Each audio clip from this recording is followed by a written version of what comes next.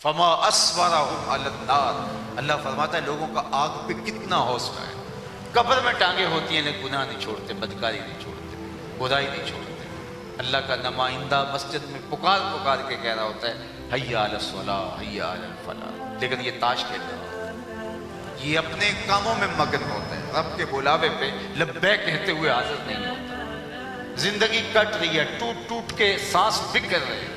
ایک بزرگ فرماتے ہیں میں سمرقند کے بازار سے گزر رہا تھا تو قرآن مجید کی جو آیت کریمہ ہے کہ ان الانسان لفی خسر، بے شک انسان خسارے میں ہے، تو میں نہیں سمجھتا تھا کہ یہ خسارہ کیسا ہے، انسان خسارے میں، یہ تو لمحہ لمحہ عروج پا رہا ہے، کہاں کچی سڑکیں اور کہاں جو ہے وہ تارکول کی بچھی ہوئی خوبصورت روڈیں بن گئی، کہاں کھانے کے لیے نان شبینہ بھی نہیں تھا، اور کہاں آج اتنے کھانے ٹیبل پہ لگے ہوتے ہیں کہ انتخاب کرنا مشکل ہوتا ہے کون سا کھائیں کون سا چھوڑیں، کہاں ایک لباس اور دو لباس لوگوں کے ہوا کرتے تھے اور وہ بھی پیوند لگے، اور آج اتنے لباس پڑے ہوئے ہیں کہ موسم بدل جاتے ہیں لباس بدلنے کی باری نہیں آتی۔ یہ بہت پرانی بات نہیں، آج سے 35-30 سال پیچھے چلے جائیں تو لوگ شادی پہ جاتے تھے تو کسی کا جوتا مانگ کے جاتے تھے، تیرا جوتا بہت اچھا ہے میں نے شادی پہ جانا ہے۔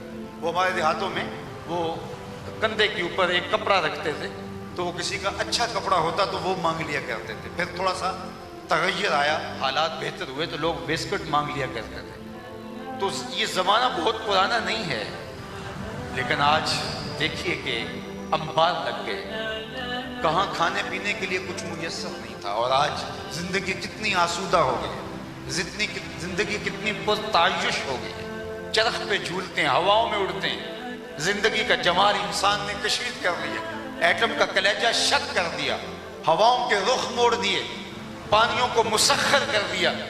آج انسان کہتا ہے کہ میں تو خسارے میں نہیں ہوں، تو وہ کہتے ہیں مجھے سمجھ نہیں آتی تھی کہ انسان تو تیزی کے ساتھ آگے بڑھ رہا ہے، تو جو کہا گیا کہ انسان خسارے میں ہے تو یہ خسارہ کیسا ہے؟ تو کہتے ہیں ایک دن میں سمرقند کے بازار سے گزر رہا تھا تو وہاں ایک آدمی پتھر کی سل پہ رکھ کے برف بیچ رہا تھا اور وہ ساتھ آواز لگا رہا تھا۔ وہ آج کل پاپڑ بیچنے والے بھی کوئی آواز لگا رہے ہوتے ہیں، کوئی اور بھی بیر بیچنے والے بھی آج تو انہوں نے بھی اسپیکر لگایا ہوتا۔ تو اس زمانے میں اس نے سمرقند کے بازار میں سل پہ برف رکھی تھی اور ساتھ آواز لگا رہا تھا، اور آواز کیا تھی؟ ارحموا ارحموا علی من یذوب راس مالہ، او گزرنے والوں میرے پہ ترس کھاؤ، میں ایسا تاجر ہوں جس کا راس المال پگھلتا جا رہا ہے، میں ایک ایسا سودا بیچ رہا ہوں جو ٹھہر نہیں رہا۔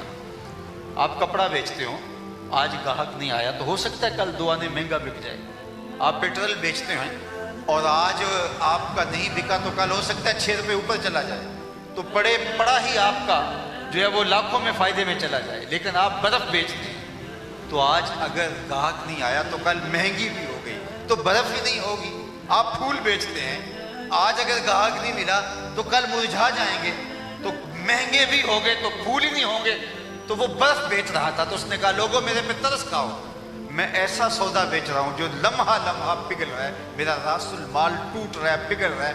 اب تم 2 آنے کی برف لے لو گے، اس کے بدلے میں کوئی جنس، کوئی پانچ جات، کوئی پیسے، کوئی درہم، کوئی دینار، کوئی سونا، کوئی چاندی دے دو گے تو میرا کوئی فائدہ ہو جائے گا۔ تو کہتے ہیں جب اس نے یہ آواز لگائی نا ارحموا ارحموا علی من یذوب راس مالہ، تو میرے قدم رک گئے اور میں نے کہا کہ مجھے ان الانسان لفی خسر کا ترجمہ سمجھ میں آ گیا۔ میں نے کہا صاحب جس طرح تیری برف پگھل رہی ہے میری زندگی پگھل رہی ہے، تیری برف قطرہ قطرہ پگھل رہی ہے، میری زندگی سانس سانس پگھل رہی ہے، یہ رک نہیں رہی۔ اب اگر تو اس برف کو اب بیچ لے، اس کے بدلے درہم لے لے، دینار لے لے تو چلو فائدہ ہوگا، میں بھی ان سانسوں کے بدلے درود پڑھ لوں، ان سانسوں کے بدلے سجدہ کر دوں، ان سانسوں کے بدلے کسی دکھی کے سر پہ ہاتھ رکھ دوں، ان سانسوں کے بدلے کوئی اچھائی کر لوں تو یہ میری سانسیں کام آ گئی، ورنہ یہ سو کے بھی بیت جائیں گی، یہ آوارگی میں بھی بیت جائیں گی۔ تو لمحہ لمحہ میری اور آپ کی زندگی ٹوٹتی چلی جا رہی ہے۔ تو قبل اس سے کہ وہ وقت آئے، کوئی حجت نہ رہے اور ہم ہاتھ ملتے رہ جائیں، پھر کیا فائدہ ہوگا؟ آج وقت ہے، آج زندگی ہے، وقت پر کافی ہے۔ ایک قطرہ بھی آب خوش اندام کا جل گیا جب کھیت برسا نہیں تو پھر کس کام کا؟ جب کھیت جل جائے تو پھر بارش کا کیا فائدہ؟ پھر توبہ کا کیا فائدہ، پھر رجوع کا کیا فائدہ جب زندگی ہی نہیں رہی؟ وہ تو سانس ڈوبنے لگی تو فرعون نے بھی کہا تھا آمن تو برب موسیٰ، میں موسیٰ کے رب پہ ایمان لایا، لیکن اب کیا فائدہ، اب تو لمحے بیت گئے ہیں۔ تو وقت پر ایک قطرہ بھی، بلکہ شبنم بھی کام دے دیتی ہے۔ وہ ہمارے دیہاتوں میں کہتے ہیں جب زمین پتھر پہ ہو تو اس وقت بیج ڈال دیں تو دن بدن اگتا ہے، لیکن جب زمین پتھر سے نکل جائے تو پھر آپ قیمتی سے قیمتی بیج بھی ڈالیں تو فائدہ نہیں ہوتا۔ آج زندگی کی زمین پتھر میں ہے، تخم عمل ڈال لیں، کوئی سجدے کے بیج ڈال لیں، کوئی قیام و رکوع کے بیج ڈال لیں، کوئی درود کے بیج ڈال لیں، کوئی خلق خدا کی خدمت کے بیج ڈال لیں، یہ تنا ہوا درخت بن کے چھاؤں کریں گے حشر کے کڑے میدان کے اندر، اور وہاں تمہیں چھاؤں بھی دیں گے، پھل بھی دیں گے، آسودگی بھی دیں گے، بہار بھی دیں گے، تازگی بھی دیں گے۔ لیکن آج اگر کچھ نہ بویا تو کل سوائے پچھتاوے کے اور کچھ نہیں ہوگا۔ قبل اس سے کہ وہ لمحہ آئے اور اس وقت پچھتائیں، آج کا پچھتاوا کل کی بہتری کی ضمانت بن جائے گا۔ کل کا پچھتاوا سوائے حسرت بڑھانے کے اور کچھ نہیں ہوگا۔ رحمت کا در کھلا ہے، اللہ نے توبہ کے دروازے بند نہیں کیے۔ آج اگر اس کے حضور کوئی جھولی پھیلا کے، ہاتھ پھیلا کے دعا مانگتا ہے تو اٹھے ہوئے ہاتھوں کی لاج رکھتا ہے، وہ کریم ہے۔ ان ربکم حیی کریم یستحیی من عبدہ اذا رفع یدیہ الیہ ان یردہما صفرا۔ تمہارا رب حیا کرنے والا کریم ہے، بندے جب اس کے سامنے ہاتھ پھیلا کے دعا مانگتے ہیں اللہ فرماتا ہے مجھے شرم آتی ہے ان کے اٹھے ہوئے ہاتھ خالی کیسے ہو۔ جب انہوں نے مجھ سے مانگا ہے تو میں نے بھی نہ دیا تو کس در پہ جائیں گے۔ سادہ سی بات ہے، دیہاتی کلچر سے آپ تعلق رکھتے ہیں، مجھے بتائیے اتنے لوگ جتنے لوگ آپ بیٹھے ہیں اگر اٹھ کے کسی دنیا دار کے ڈیرے پہ چلے جائیں اور اس سے وہ مانگیں جو وہ دے سکتا ہو، دینے سے اس کو کوئی خاص فرق بھی نہ پڑتا ہو، تو مجھے بتائیے کہ وہ اتنے لوگوں کو خالی موڑ دے گا؟ وہ کہے گا ڈیرہ داری کی شان کے خلاف ہے کہ اتنے لوگ میری دہلیز پہ آ گئے اور میں ان کو خالی موڑ دوں۔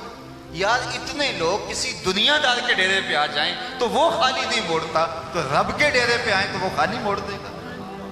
وہ کیا نہیں مانے گا؟ کہا حیی کریم یستحیی من عبدہ اذا رفع یدیہ الیہ ان یردہما صفرا۔ میرے بندے جب میرے سامنے ہاتھ پھیلا کے مانگتے ہیں تو مجھے شرم آتی ہے کہ ان کو خالی کیسے موڑوں۔ جب انہوں نے مجھ سے مانگا ہے تو میں نے بھی نہ دیا تو پھر کس در پہ جائیں؟ اور چوکٹ ہے کون سی؟ میں نے نہ دیا تو کس دہلیز پہ جائیں گے، کس چوکٹ پہ جائیں گے؟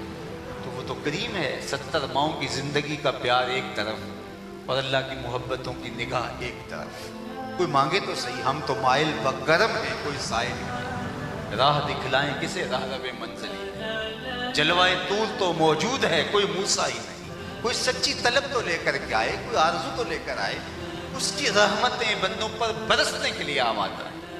لیکن بندہ ہی متکبر بن جائے، بندہ ہی نہ مانگے، اس کی دہلیز پہ آئے ہی نہ، حاضری ہی نہ دے، گناہوں سے معذرت ہی نہ کرے، تو وہ بے نیاز بھی ہے، پھر اس کو بھی پرواہ نہیں ہے۔ اس کی یہ شان بھی ہے کہ کریم ہے، اور اس کی یہ شان ہے کہ وہ صمد ہے، بے نیاز ہے، اس کو پرواہ بھی کوئی نہیں۔ تمہاری کوئی پرواہ نہیں اگر تم اس کی پرواہ نہیں کرتے۔ قل ما یعبأ بکم ربی لولا دعاؤکم، اے محبوب فرما دو اگر تم نہیں پکارو گے اسے تو وہ بھی پرواہ نہیں کرے گا، لیکن اگر تم جھولی پھیلاؤ گے وہ رحمتوں سے جھولیاں بھر دے گا، بلکہ تمہاری جھولی بھر جائے گی اور تنگ پاؤ گے، اس کی عنایات اتنی ہوگی بلکہ تمہیں مانگنا پڑے گا مجھے جھولی بھی دے، خیرات بھی دے۔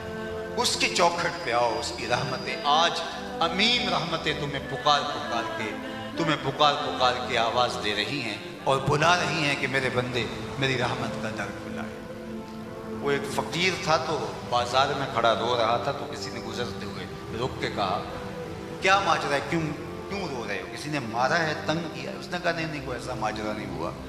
تو پھر کیوں رو رہے ہو؟ اس نے کہا کہ بس میں گزر رہا تھا، ان لوگوں کو دنیا میں کھوئے ہوئے دیکھا تو میرے دل میں ان کے لیے ترس جاگا، تو میں نے اللہ سے دعا کی کہ مالک ان بندوں پہ کرم کر دے، یہ تیرے سے غافل ہیں، تجھے بھولے ہوئے ہیں۔ تو آواز آئی لے آ ان کو میری چوکھٹ پہ، ایک آنسو سے معاف کرو۔ تو میں بڑا خوش ہوا اور ان سے بات کی کہ اس کی رحمت کے در کھلے ہیں، تو وہ تمہیں معاف کرنے پہ آمادہ ہے۔ تو ان کی بندوں کی اور رب کی صلح کروانے کے لیے میں آیا تھا، لیکن وہ تو مان گیا تھا. ان سے بات کی تو یہ الٹا میرا مذاق اڑانے لگے. جا بابا کام کر, تجھے کیا پتا کاروبار کیا ہوتا ہے, اس وقت کام کاج کا وقت ہے. اور آ کے جو ہے وہ ٹپک گیا درمیان میں, جا کام کر. تو کہا وہ تو مان گیا ہے, یہ نہیں مانتے, میں کیا کروں.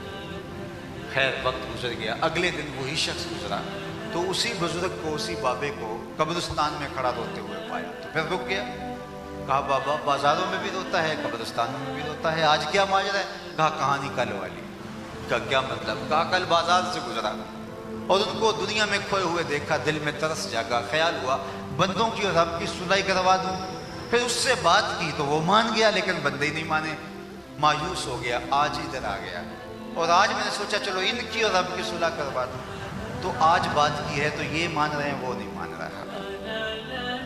آج وہ مان رہا ہے, کل وہ نہیں مانے گا اور ہم مان رہے ہوں. تو بہتر نہیں ہے کہ آج مان لیں, آج لے ان کی پناہ, آج مدد مانگ ان سے, کل قیامت کو نہ مانیں گے اگر مان گیا. تو پھر ماننے کا کیا فائدہ. آج کی زندگی, یہ جو جنازے اٹھتے ہیں ہمارے عزیز ہم سے بچھڑ, آج ہم اس مقصد کے لیے جمع ہوئے, تو یہ عبرت ہے ہمارے لیے. یہ اٹھتے ہوئے جنازے ہمارے لیے عبرت کا سامان ہے کہ آج وہ چلے گئے ہیں تو ہم نے بھی جانے والے.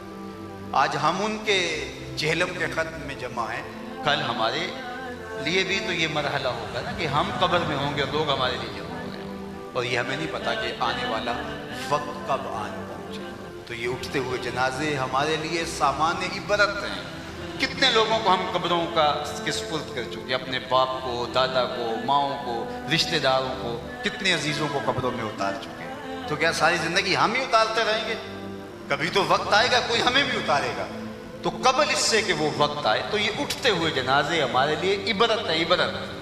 حضرت ابراہیم خلیل اللہ نے اللہ کی بارگاہ میں عرض کی تھی کہ میری موت کا جب معاملہ ہو تو اسرائیل پہلے حاضر خدمت ہو. اسرائیل سے باقاعدہ وعدہ لیا تھا کہ جب میری روح قبض کرنے آنے لگو تو سب سے پہلے مجھے کوئی پیغام میسج بھیج دینا تاکہ میں موت کی تیاری کروں. اللہ کے پیغمبر تھے, اسرائیل نے وعدہ کر لیا. ایک دن حضرت اسرائیل حاضر ہوئے, پوچھا کدھر آیا. کہا قبضے روح کے لیے.